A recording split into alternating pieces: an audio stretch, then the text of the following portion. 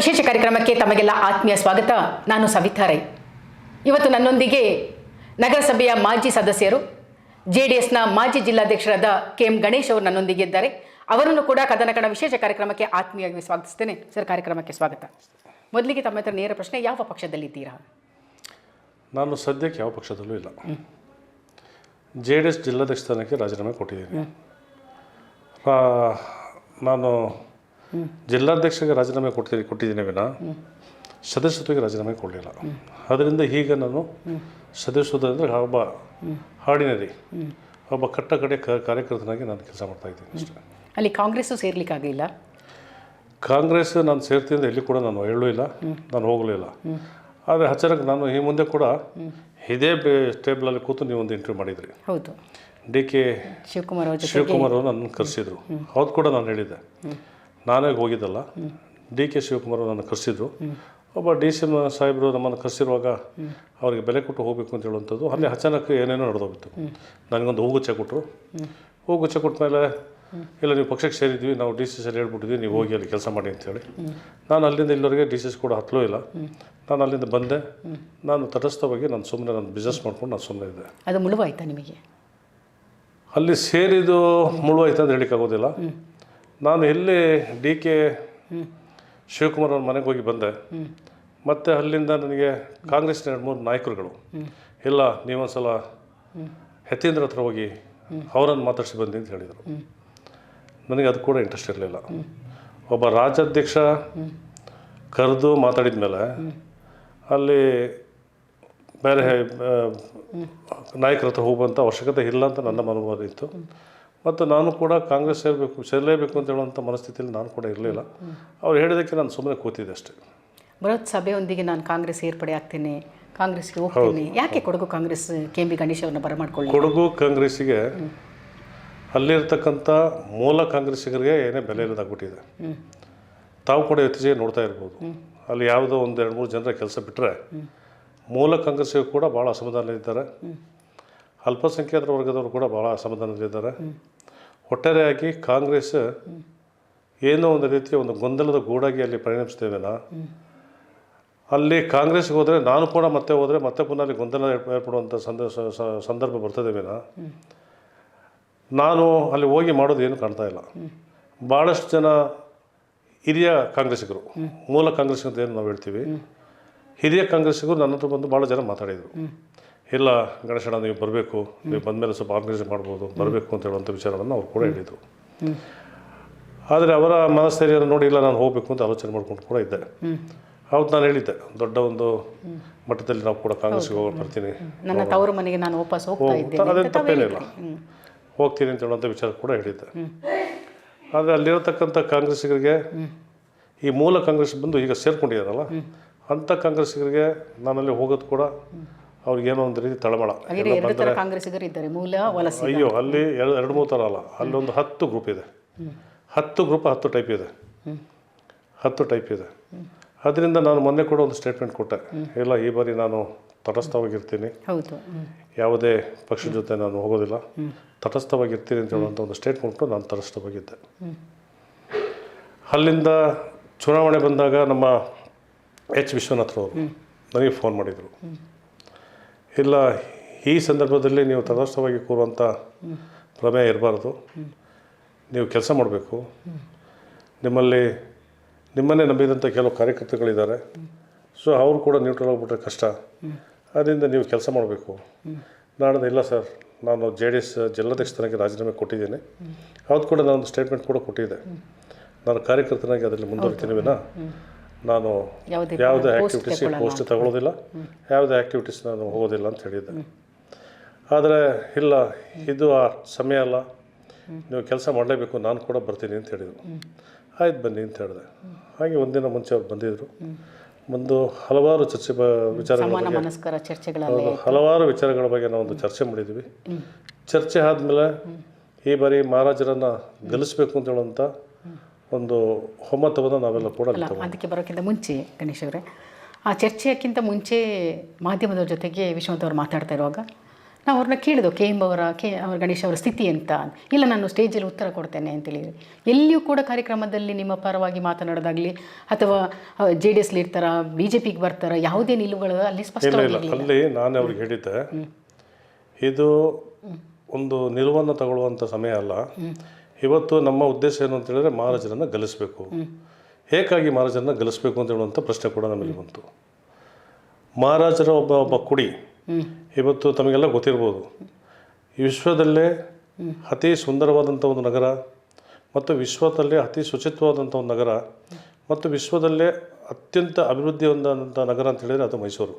ಅಂದರೆ ಅವತ್ತೇ ಕಲ್ಪನೆ ಆಗಿತ್ತು ನೋಡಿ. ನಾವು ದಸರಾ ಆ ಪ್ರೊಸೆಷನ್ ಬರ್ತದೆ, ಆ ರೋಡ್ ವೈಡನ್ ಆಗಿರ್ತಕ್ಕಂಥ ಜಂಬೂ ಸವಾರಿದು, ಮತ್ತು ಮಹಾರಾಜರು ಕಟ್ಟಿರ್ತಕ್ಕಂಥ ಶಾಲೆಗಳು, ಕಾಲೇಜುಗಳು, ಇದನ್ನೆಲ್ಲ ನಾವು ನೋಡ್ತಾ ಬರುವಾಗ ಅವರು ಒಂದು ಕಡೆ ಪ್ರವಾಸೋದ್ಯಮಿಗೂ ಕೂಡ ಉತ್ತೇಜನ ಕೊಡ್ತಾ ಬಂದರು, ಇನ್ನೊಂದು ಕಡೆ ಶೈಕ್ಷಣಿಕವಾಗಿ ಮತ್ತು ಇನ್ನೊಂದು ಕಡೆ ನಿಮ್ಮ ವೈದ್ಯಕೀಯವಾಗಿ ಭಾಳಷ್ಟು ಸವಲತ್ತುಗಳನ್ನು ಕೊಟ್ಕೊಂಡು ಬಂದಿದ್ದಾರೆ.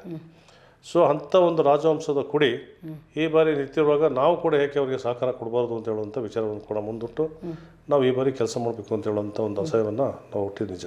ತಾವು ಇಳಿತಿದ್ದೀರಾ ಕೆಲಸಕ್ಕೆ? ಹಿಡಿದಿದ್ವಿ. ಕಾಯ ವಾಚ ಮನಸ್ಸ ಕೆಲಸ ಮಾಡ್ತೀವಿ. ಕಾಯ ವಾಚ ಮನಸ್ಸ ನಾವು ಕೆಲಸ ಮಾಡ್ತೀವಿ.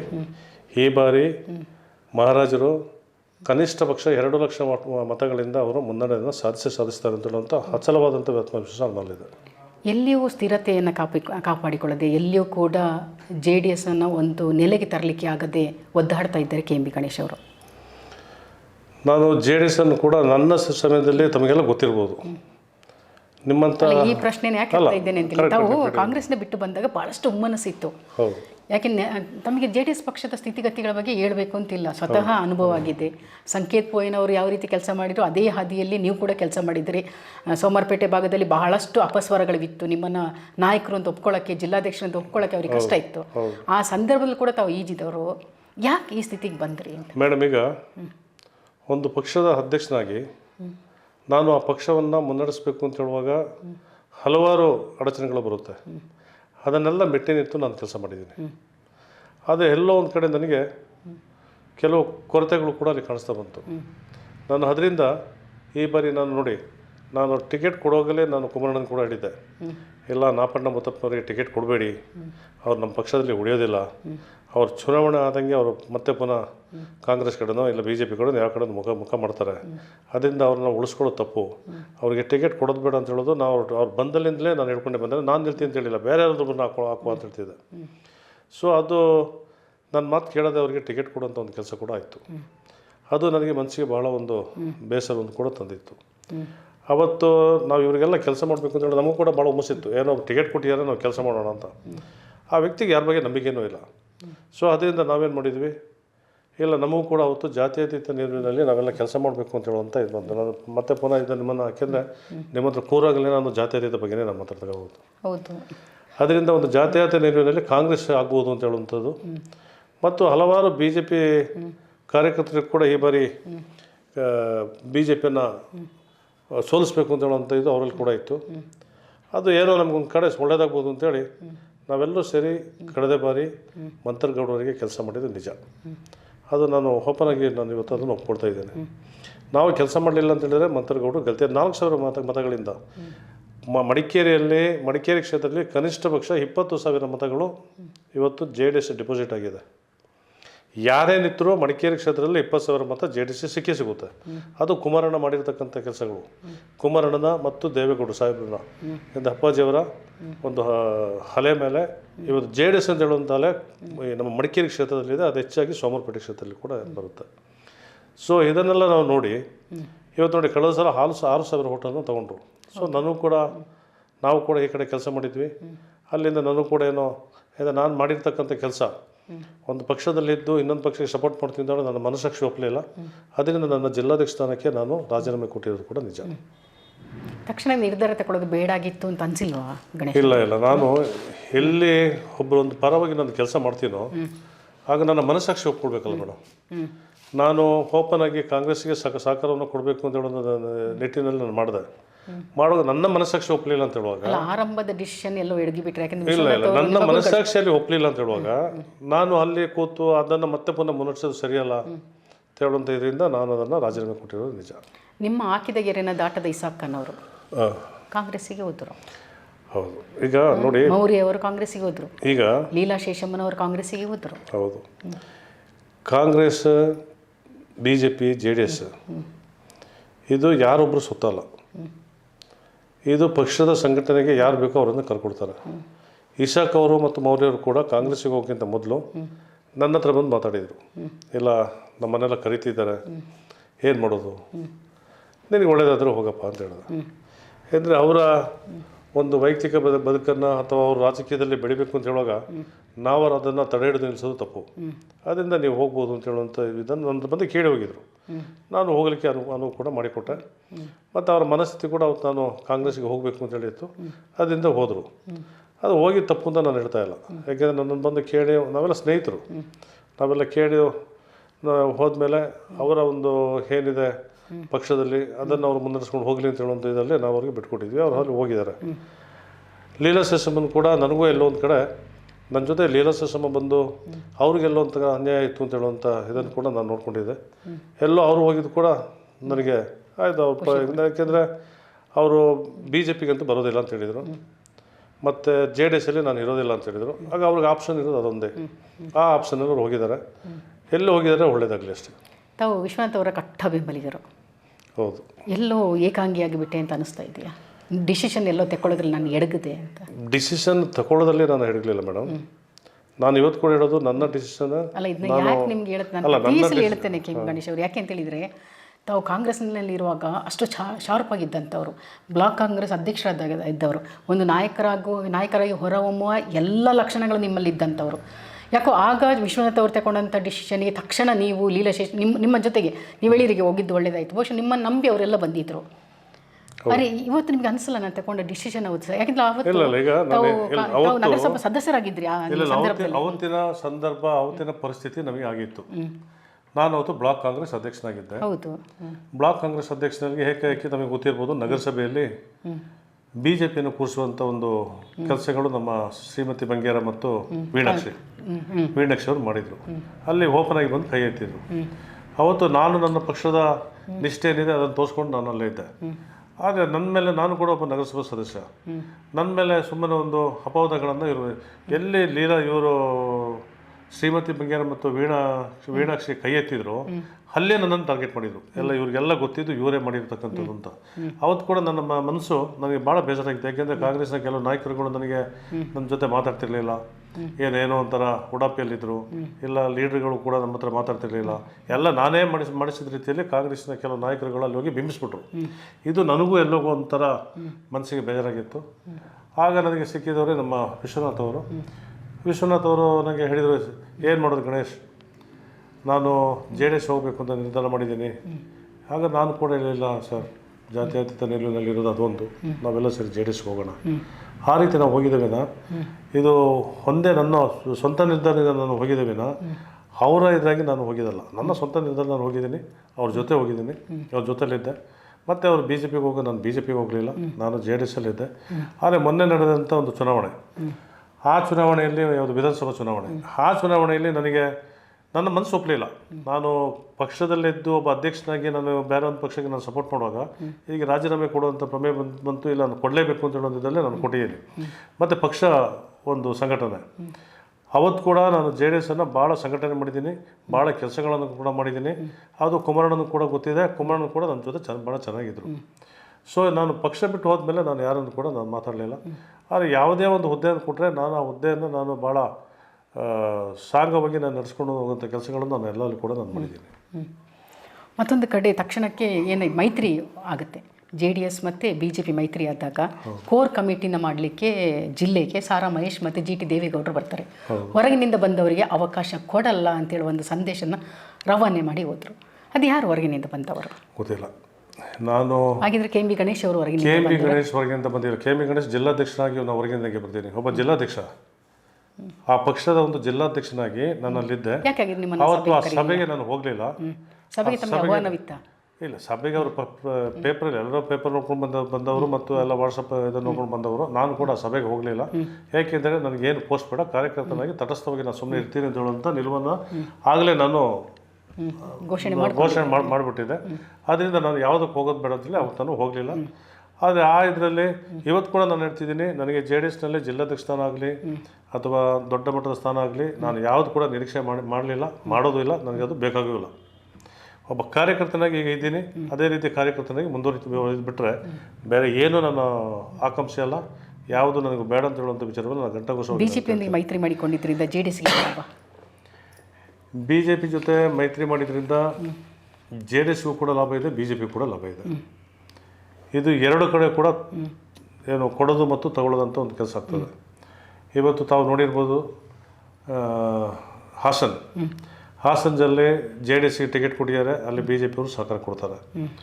ಕೊಡಗು ಮತ್ತು ಮೈಸೂರು ಕೊಡಗಿನಲ್ಲಿ ಇವತ್ತು JDSನ ಹೇಳಿದೆ ನಿಮಿಷ, ಮಡಿಕೇರಿಯಲ್ಲಿ ನಮಗೊಂದು 20,000 ಓಟ್ ಇದೆ ಅಂತ ಹೇಳಿದ್ರೆ, ನಮ್ಮ ಮೈಸೂರು ಕೊಡಗು ಕ್ಷೇತ್ರದಲ್ಲಿ ಕಡಿಮೆ ಪಕ್ಷ 2 ಲಕ್ಷ ಓಟ್ ಇದೆ. ಈ 2 ಲಕ್ಷ ಓಟು ನಮಗೆ ಯಾರಿಗೆ ಹೋಗುತ್ತೆ? BJಪಿಗೆ ಹೋಗುತ್ತೆ. ಸೊ ಅದರಿಂದ ನಾನು ಹೇಳ್ತಿರೋದು, ಯದುವೀರ್ ಅವರು ಮಹಾರಾಜರು 2 ಲಕ್ಷ ಮತಗಳಿಂದ ಗೆಲ್ತಾರೆ ಅಂತ ಹೇಳುವಂಥ ವಿಶ್ವಾಸ ನಮಗಿದೆ ಅಂತ ಹೇಳ್ತೀನಿ. ಮಹಾರಾಜರು ಗೆದ್ದು ಬಂದರೆ ಜನಸಾಮಾನ್ಯನ ಹತ್ರ ಹೋಗಲ್ಲ, ಯಾವುದಾದ್ರೂ ಕೇಸ್ಗಳು ದಾಖಲಾದರೆ ಪೊಲೀಸ್ ಸ್ಟೇಷನ್ಗೆ ಬರ್ತಾರಾ, ತಹಶೀಲ್ದಾರ್ ಕಚೇರಿಗೆ ಬರ್ತಾರಾ, ಪ್ರತಿಭಟನೆಗೆ ಬರ್ತಾರೆ. ಈಗ ಯಾವ MP ಪೊಲೀಸ್ ಸ್ಟೇಷನ್ಗೆ ಹೋಗಿದ್ದಾರೆ, ಇಲ್ಲ ಹೊಡೆದಾಟ ಆದರೆ ಸ್ಟೇಷನ್ಗೆ ಹೋಗಿ ಬಿಡಿಸ್ಕೊಂಡು ಬಂದಿದ್ದಾರೆ, ಅಥವಾ ತಹಸೀಲ್ದಾರ್ ಕಚೇರಿಗೆ ಹೋಗಿದ್ದಾರೆ, ಒಂದು ರೇಷನ್ ಕಾರ್ಡ್ ಮಾಡಿದ್ದಾರೆ ಅಂತೇಳಿ ಇತಿಹಾಸ ತೋರಿಸಲಿ. ಇದು ಒಂದು ರಾಷ್ಟ್ರೀಯ ಪಕ್ಷ, ಕಾಂಗ್ರೆಸ್ ಆಗಿರ್ಬೋದು, BJP ಆಗಿರ್ಬೋದು, ಇದು 2 ರಾಷ್ಟ್ರೀಯ ಪಕ್ಷ. ಈ ರಾಷ್ಟ್ರೀಯ ಪಕ್ಷಗಳಿಗೆ ಅವ್ರದ್ದೇ ಆದಂಥ ಜನಪ್ರತಿನಿಧಿಗಳಿದೆ. ಈಗ ಮಡಿಕೇರಿಯಲ್ಲಿ ಒಂದು JDS ಇಲ್ಲ ಕಾಂಗ್ರೆಸ್ ಇಲ್ಲ BJP ಅಂತ ಹೇಳಿದರೆ, ಅಲ್ಲಿರ್ತಕ್ಕಂಥ ನಗರಸಭಾ ಸದಸ್ಯರು ಯಾರಿಗೆ ಬೇಕು ಅಂದರೆ ಸಂಬಂಧಪಟ್ಟಂಥ ಜನಪ್ರತಿನಿಧಿಗಳಿಗೆ ಹೇಳ್ತಾರೆ, ಇಲ್ಲ ಸಂಬಂಧಪಟ್ಟಂಥ ಕಾರ್ಯಕರ್ತರುಗಳಿಗೆ ಹೇಳಿ ಕೆಲಸ ಮಾಡ್ತೀವಿ. ಎಲ್ಲಿ ಕೂಡ ನಾನು ಇತಿಹಾಸದಲ್ಲಿ ಯಾವ MP ಡೈರೆಕ್ಟ್ ಬಂದು ಯಾವುದೋ ಒಂದು ಇದರಲ್ಲಿ ಅವರಿಗೆ ರೇಷನ್ ಕಾರ್ಡ್ ಮಾಡಿಕೊಡು, ಇಲ್ಲ ಬರ್ತ್ ಸರ್ಟಿಫಿಕೇಟ್ ಮಾಡಿಕೊಡು, ಡೆತ್ ಸರ್ಟಿಫಿಕೇಟ್ ಮಾಡಿಕೊಡು ಅಂತ ಹೇಳುವಂಥ ವಿಚಾರಗಳೇ ಬಂದಿಲ್ಲ. ಯಾವುದಾದ್ರು ಬಂದಿದೆ ನೀವು ತೋರಿಸಿ ಮೇಡಮ್, ಯಾವ MP ಆ ಥರ ಕೆಲಸ ಮಾಡಿದ್ದಾರೆ ಅಂತೇಳಿ. ಇದು ಸುಮ್ಮನೆ ಒಬ್ಬರ ಮೇಲೆ ಗೂಬೆ ಕೂರಿಸುವಂಥದ್ದು, ಮತ್ತು ಎಲ್ಲೋ ಒಂದು ವೈಟ್ ಕಾಲರ್ ಅಂತ ಹೇಳುವಂಥದ್ದು. ನಾನು ಅದಕ್ಕೆ ನಾನು ನಿಮಗೆ ಹೇಳಿದ್ದು, ಒಬ್ಬ ರಾಜಮನೆತನದ ಒಂದು ಕುಡಿ ಇವತ್ತು ಬಂದು ನಿಂತಿರುವಾಗ ಅವ್ರು ವೈಟ್ ಕಾಲರ ಮಾಡಿಲ್ಲ ಅಂತೇಳಿ. ಅದೇ ರಾಜಮನೆತನದ ಒಂದು ಕುಡಿ ಆ ರಾಜರು ಮುಂಚೆ ಮೈಸೂರಲ್ಲಿ ಯಾವ ರೀತಿ ಕೆಲಸ ಮಾಡಿದ್ದಾರೆ ಅಂತ ಹೇಳೋದು ಇವ್ರಿಗೆ ಗೊತ್ತಿಲ್ವಾ? ಇವತ್ತು ಮೈಸೂರು ಯಾವ ರೀತಿ ಅಭಿವೃದ್ಧಿಯಲ್ಲಿ ಇದೆ ಅಂತ ಹೇಳೋದು ಇವ್ರಿಗೆ ಗೊತ್ತಿಲ್ವಾ?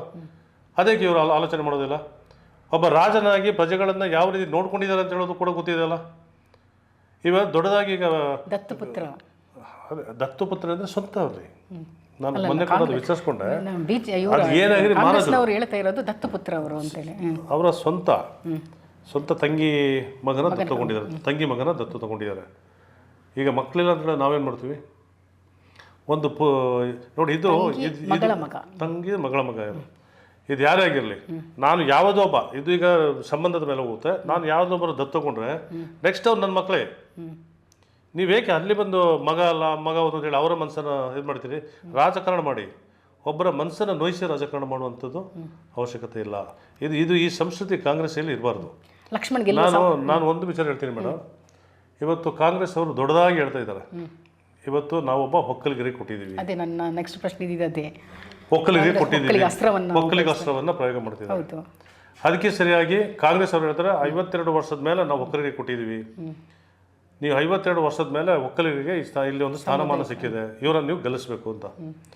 ಇದೇ ಒಕ್ಕಲಿಗ ಅಂದ್ರೆ ಏನು? ಒಕ್ಕಲ್ತನ ಮಾಡಿರ್ತಕ್ಕಂಥ ಒಂದು ಸಮುದಾಯ, ಅವರನ್ನು ನಾವು ಒಕ್ಕಲಿಗ ಅಂತ ಹೇಳ್ತೀವಿ.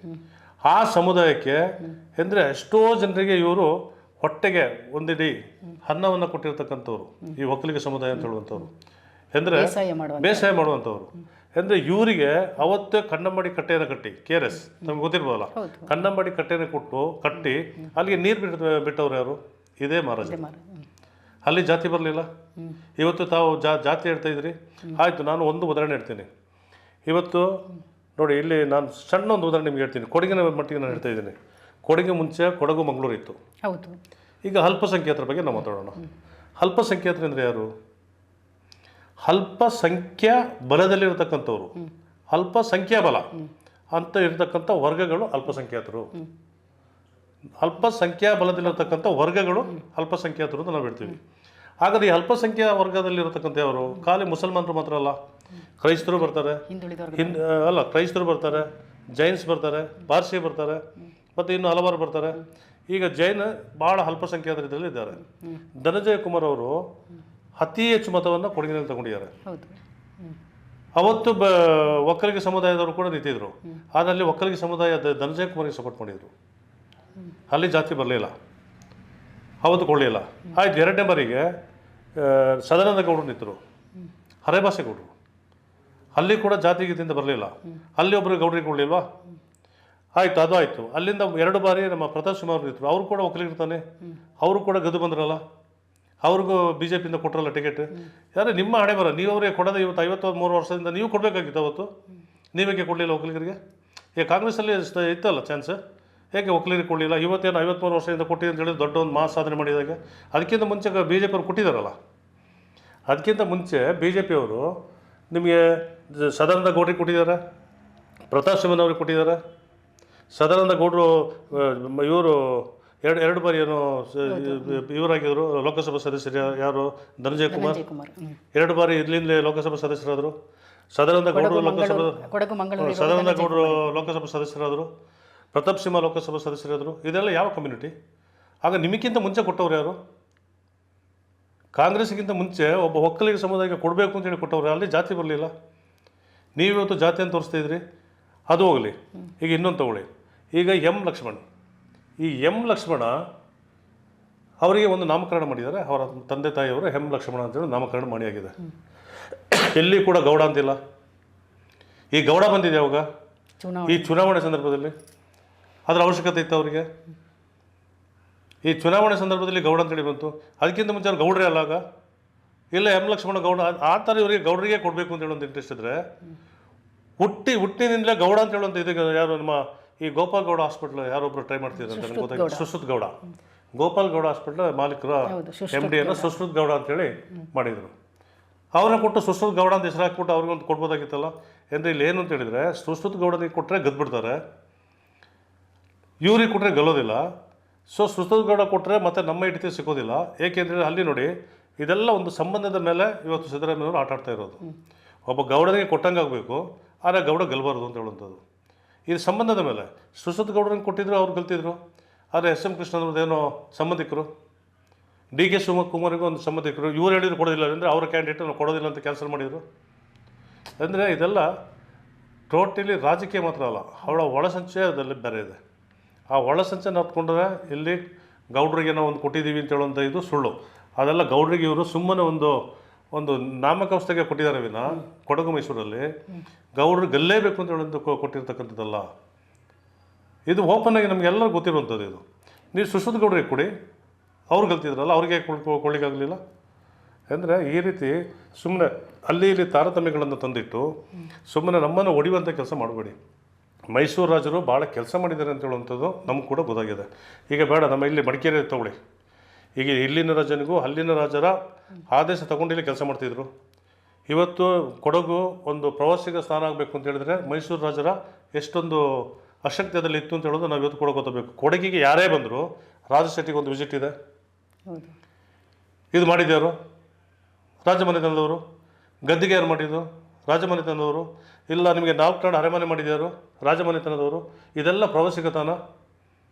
ಅಂದರೆ ನೀವು ಸುಮ್ಮನೆ ಏನೋ ಒಂದು ಹೇಳಬೇಕು, ಏನೋ ಒಂದು ಮಾಡಬೇಕು. ಇದರಿಂದ ಎಷ್ಟೋ ಜನ ಇವತ್ತು ಬದುಕ್ತಾ ಇದ್ದಾರೆ. ಇವತ್ತು ಪ್ರವಾಸಿಗ ಇದರಲ್ಲಿ ಎಷ್ಟೋ ಜನ ಇವತ್ತು ಬದುಕ್ತಾ ಇದ್ದಾರೆ. ಸೊ ಇದನ್ನೆಲ್ಲ ಸುಮ್ಮನೆ ಏನೋ ಒಂದು ಹೇಳ್ಬಿಟ್ಟು ಖಾಲಿ ಜಾತಿ ಮಾತ್ರ ಇಡಬೇಡಿ. ಅದರಲ್ಲಿ ಕೂಡ ನಾನು ಹೇಳ್ತಿದ್ದೀನಿ, ಈ ಬಾರಿ ಒಕ್ಕಲಿಗ ಸಮುದಾಯ ಯಾರು ಕೂಡ ಚೇಂಜ್ ಆಗೋದಿಲ್ಲ. ಏಕೆಂದರೆ ಇವತ್ತು ಒಕ್ಕಲಿಗ ಸಮುದಾಯದಲ್ಲಿ ಒಬ್ಬ ನಾಯಕ ಅಂತ ಹೇಳಿದರೆ ಅದು ದೇವೇಗೌಡ ಅಪ್ಪಾಜಿಯವರು. ದೇವರ ರೀತಿಯಲ್ಲಿರುವಂಥ ಗೌಡರು ಅಂತ ಹೇಳಿದರೆ ಅದು ದೇವೇಗೌಡ ಅಪ್ಪಾಜಿಯವರು. ಅವರ ಮಾತನ್ನೇ ನಮ್ಮ ಕೊಡಗು ಮೈಸೂರು ಕೊಡಗು ಗೌಡರು ಕೇಳೋದು ಬಿನ ಬೇರೆ ಯಾರು ಮಾತು ಕೇಳೋದಿಲ್ಲ. ಕಾಂಗ್ರೆಸ್ ಗ್ಯಾರಂಟಿನೇ ಇಟ್ಕೊಂಡು ಹೋಗ್ತಾ ಇದೆ. ಗ್ಯಾರಂಟಿ CM ಮತ್ತು DCM ಕಣಕ್ಕಿಳಿದಿದೆ. ಕೊಡಗು ಹೇಳಿಬೋದು ಅವರ ಗ್ಯಾರಂಟಿ. ಈಗ ಪ್ರಣಾಳಿಕೆ ಅನ್ನೋದೊಂದು ಬೇಕೇ ಬೇಕು. ಈಗ ಬಸ್ ನಾವು ಫ್ರೀ ಕೊಟ್ಟಿದ್ದೀವಿ ಅಂತ ಹೇಳ್ತಾರೆ. ಇಲ್ಲ ನಾವು 2,000 ಮಹಿಳೆಯರಿಗೆ ಕೊಟ್ಟಿದ್ದೀವಿ ಅಂತ ಹೇಳಿದ್ರೆ ಎಷ್ಟು ಜನ ಮಹಿಳೆಯರಿಗೆ 2,000 ಕೊಟ್ಟಿದ್ದಾರೆ ಅಂತ ಹೇಳುವಂಥ ಲಿಸ್ಟ್ ತಗೊಳ್ಳಿ. ಎಲ್ಲ ಮಹಿಳೆಯರಿಗೆ ಕೊಡ್ತೀನಿ ಅಂತ ಹೇಳಿದರು, ಕೊಡಲಿಲ್ಲ. ಇವತ್ತು ನೀವು ಗ್ಯಾರಂಟಿ ಫ್ರೀ ಮಾಡಿದ್ರಿ, ಸ್ಕೂಲ್ ಮಕ್ಕಳಿಗೆ ಮಾಡಬೇಕಾಗಿತ್ತು. ಅಲ್ಲಿ ತಾವು ತಾರತಮ್ಯ ತಂದಿರಿ. ಹೆಣ್ಣು ಮಕ್ಕಳಿಗೆ ಬೇರೆ, ಗಂಡು ಮಕ್ಕಳಿಗೆ ಬೇರೆ ಅಂತ ಮಾಡಿದ್ರಿ. ಯಾವ ಮಹಿಳೆಯರು ಕೂಡ ಹೆಚ್ಚು ಬಸ್ಸಲ್ಲಿ ಓಡಾಡೋದಿಲ್ಲ. ಒಂದು 4 ದಿವಸ ಓಡಾಡಿದ ಮೇಲೆ ಎಲ್ಲ ಕೂಲಾಗಿ ಇರ್ತಾರೆ. ಅದನ್ನೇ ಸ್ಕೂಲ್ ಮಕ್ಕಳುಗಳಿಗೆ ನೀವು ಫ್ರೀ ಅಂತೇಳಿ ಒಂದು ಮಾಡಿಬಿಟ್ಟಿದ್ರೆ ಸಮಸ್ಯೆನೇ ಬರ್ತಿರಲಿಲ್ಲ. ಸೊ ಇವರ ಗ್ಯಾರಂಟಿಗಳು, ಇವರ ಇದನ್ನು ತಂದ ಮತ್ತು ಇದಕ್ಕೆ ಹಣ ಇಲ್ಲಿಂದ ಬರುತ್ತೆ ಅಂತ ಹೇಳುವಂಥದ್ದು. ಇವತ್ತು ಮತ್ತೆ ನೋಡಿ 1 ಲಕ್ಷ ಏನೋ ಕೊಡ್ತೀವಿ ತಗೊಂಡು ಹೌದು ಘೋಷಣೆ ಮಾಡಿದ್ದಾರೆ. ಈ 1 ಲಕ್ಷ ಆದರೆ ಇವತ್ತು ಎಷ್ಟು ಕೋಟಿ ಜನಸಂಖ್ಯೆ ನಮ್ಮಲ್ಲಿ ಇರತಕ್ಕಂಥದ್ದು, ಅದರಲ್ಲಿ ಕೂಡ ಹೆಚ್ಚು. ಈಗ ನಾವು ಕರ್ನಾಟಕದಲ್ಲೇ ತಗೊಳ್ಳೋ, ಕರ್ನಾಟಕದಲ್ಲಿ 6 ಕೋಟಿ ಜನಸಂಖ್ಯೆಯಲ್ಲಿ 3 ಕೋಟಿ ಚಿಲ್ಲರೆ ಜನಸಂಖ್ಯೆ ಮಹಿಳೆಯರೇ ಇದ್ದಾರೆ. ಈ 3 ಕೋಟಿ ಚಿಲ್ಲರೆ ಜನಸಂಖ್ಯೆಗೆ 1 ಲಕ್ಷ ಕೊಡೋಕ್ಕೆ ತಾಕತ್ತಾಗುತ್ತಾ? ಸುಮ್ಮನೆ ಏನೋ ಒಂದು ಹೇಳ್ತಾರೆ, ಸುಮ್ಮನೆ ಏನೋ ಒಂದು ಹೇಳ್ಕೊಂಡು ಸುಮ್ಮನೆ ಒಂದು ಹರಿಬಿಡಿಸೋದವೇನೋ, ಇದು ಯಾವುದು ಕೂಡ ಆಗೋದಿಲ್ಲ. ಏನು 5 ಈಗ ಗ್ಯಾರಂಟಿ ಕೊಟ್ಟಿದ್ದಾರೆ, ಈ ಚುನಾವಣೆ ಆದಾಗೆ ಆ 5 ಗ್ಯಾರಂಟಿ ಕೂಡ ಹೋಗುತ್ತೆ. ಇದು ಇವತ್ತು ನಾನು ಯಾವುದೋ ಪತ್ರಿಕೆಯಲ್ಲಿ ಕೂಡ ನೋಡಿದೆ, ಕರ್ನಾಟಕ ರಾಜ್ಯಕ್ಕೆ ಮೋದಿ ಅವರು ಕೊಟ್ಟಿದ್ದು ಚೊಂಬು, ಅದನ್ನು ದೇವೇಗೌಡರು ಅಮೃತ ಅಂತೇಳಿ ಅದು ಚೊಂಬು ಅಂತ ಹೇಳಿದರು. ನಾನು ಹೇಳ್ತಿದ್ದೀನಿ, ಕರ್ನಾಟಕ ಜನರಿಗೆ ಮತ್ತು ಪಕ್ಷದ ಕಾರ್ಯಕರ್ತರಿಗೆ ನಮ್ಮ ಈ ಕಾಂಗ್ರೆಸ್ನ ನಾಯಕರು ಕೊಡ್ತಿರೋದು ಚೊಂಬು ಅಂತ ಹೇಳುವಂಥದ್ದು ವಿಚಾರವನ್ನು ನಾನು ಹೇಳ್ತೀನಿ. ಇದೇ ಚೊಂಬು ನೆಕ್ಸ್ಟ್ ಮುಂದೊಂದು ಸಲ ಕರ್ನಾಟಕ ಜನರಿಗೆ ಕೊಡುವಂಥ ಕೆಲಸ ಈ ಕಾಂಗ್ರೆಸ್ ಮಾಡುತ್ತೆ ಅಂತ ಹೇಳುವಂಥ ವಿಚಾರ ಹೇಳ್ತೀನಿ. KM ಗಣೇಶ್ ಅವಕಾಶವಾದಿ ರಾಜಕಾರಣಿ, ನಾನು ಇಲ್ಲಿ ಕೂಡ ಹೊರಟೋಗ್ತಾರೆ, ಅವಕಾಶ ಬಂದರೆ ಮರಳಿ ಬರ್ತಾರೆ. ನಾನು ಯಾರ ಹತ್ರ ಕೂಡ ಅವಕಾಶವನ್ನು ಕೇಳ್ಕೊಂಡು ನಾನು ಹೋಗಲೂ ಇಲ್ಲ, ನಾನು ಯಾರ ಹತ್ರ ಕೂಡ ಸಿಟ್ಟು ಮಾಡಲೂ ಇಲ್ಲ. ನಾನು ಎಲ್ಲಿ ಕೂಡ ನನಗೆ ಅಧಿಕಾರ ಕೊಡಿ ಅಂತೇಳಿ ನಾನು ಯಾರ ಹತ್ರ ಕೇಳೋದು ಒಂದು ಯಾವುದಾದ್ರೂ ಒಂದು ನನಗೆ ಒಂದು ಉದಾಹರಣೆ ನನಗೆ ತೋರಿಸ್ಕೊಡಿ. ನಾನು ಅಧಿಕಾರಕ್ಕಾಗಿ ನಾನು ಎಲ್ಲಿ ಕೂಡ ಹೋಗಲಿಲ್ಲ, ಹೋಗೋದು ಇಲ್ಲ, ನನಗೆ ಅಂಥ ಅಧಿಕಾರದ ಅವಶ್ಯಕತೆಯೂ ಇಲ್ಲ. ಮೋದಿ ಹವ ಕಾಂಗ್ರೆಸ್ ಗ್ಯಾರಂಟಿ ಯಾವುದು ವರ್ಕೌಟ್ ಆಗುತ್ತೆ? ಮೋದಿ ಹವ ವರ್ಕೌಟ್ ಆಗುತ್ತೆ. ಯಾವ ರೀತಿ?